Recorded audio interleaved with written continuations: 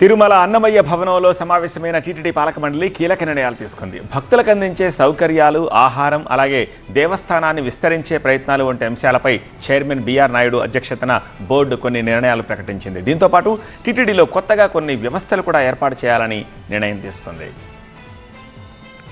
ప్రతి state head క్వార్టర్లో కూడా టీటీడీ వెంకటేశ్వర స్వామి దేవాలయం ఉండాలనేది కూడా వారి డైరెక్షన్. సో దాని ప్రకారం కూడా గైడ్ లైన్స్ ప్రిపేర్ చేయడం జరుగుతుంది.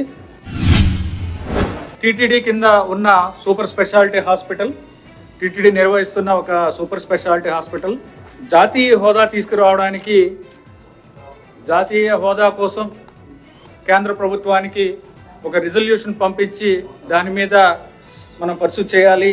కేంద్ర ప్రభుత్వాన్ని ఎవరికి కూడా హెల్త్ పరంగా లేదా హైజీన్ పరంగా ఇబ్బందులు లేకుండా చేయాలనే ఉద్దేశంతో ఈ ఫుడ్ సేఫ్టీ డిపార్ట్మెంట్ కూడా ప్రారంభించాలనేది కూడా ఈరోజు మంచి నిర్ణయం తీసుకోవడం జరిగింది.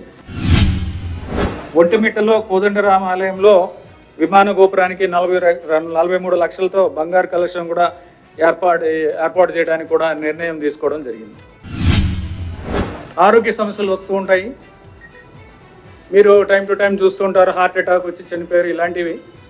ఇవన్నీ కూడా తగ్గించాలి అనే ఉద్దేశంతో ఒక యాక్షన్ ప్లాన్ ఒకటి తయారు చేయడం జరిగింది.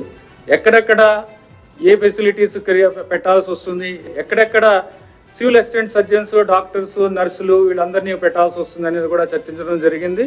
వెంటనే మనం చర్యలు తీసుకోవడానికి స్ట్రెచర్స్ ఏర్పాటు చేయడం, ఎక్కడ వాళ్ళకి ఇబ్బంది వచ్చింది, దర్శనంలో ఇబ్బంది వచ్చిందా, లేకపోతే వసతిలో ఇబ్బంది వచ్చిందా, ఎక్కడ బస్సులో ఇబ్బంది వచ్చిందా, ఎక్కడ ఇబ్బందులు వచ్చినాయి అనేది తీసుకోవడం, వాళ్ళది ఏమిటి, ఏ విధంగా చేస్తే ప్రజలకి ఉపయోగపడుతుందనే ఫీడ్బ్యాక్ తీసుకోవడానికి కూడా ఒక సిస్టమేటిక్గా డిజిటల్ ఇక్కడ టెక్నాలజీని ఉపయోగించుకొని చేయొచ్చు అనేది ఒక నిర్ణయం తీసుకొని, అలాగే కంచి కామికోటి పీఠం ఆధ్వర్యంలో